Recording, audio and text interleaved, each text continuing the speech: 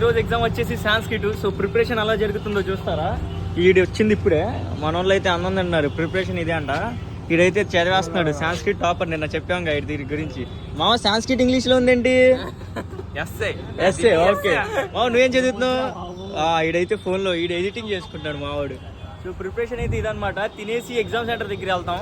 So ఇక exam సెంటర్కి అయితే వచ్చేసాం అనమాట. ఇక ఎగ్జామ్ రాసి బయట అయితే వచ్చేసాం అనమాట. ఏంటి ఎలా రాసుకున్నాం వాడికి. ఇక మా వాడిని అయితే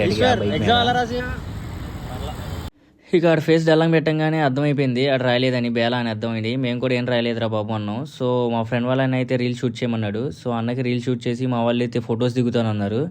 వాళ్ళు కొన్ని ఫొటోస్ దిగేసి నేను ఇంటికి వెళ్ళేదాళ్ళు అయితే మాకు ఫోన్ చేసి ఇక చిన్నక్క బర్త్డేగా కేక్ తీసుకెళ్ళండి. సో ఇక కేక్ తీసుకొచ్చాను అన్నమాట ఇంటికి. సో సెలబ్రేట్ చేసాము అలా కాసేపు. ఇక ఇంటికి వెళ్ళేదాల్లో మా మామ అయితే ఆపేసి సెంటర్ అయితే ఇచ్చాడు. సారీ అత్తరంటారు దీన్ని. ఇక ఇంటికి వచ్చి రాశాను అనమాట. స్మెల్ అదుర్సురు మామూలుగా ఉండదు మనతోని.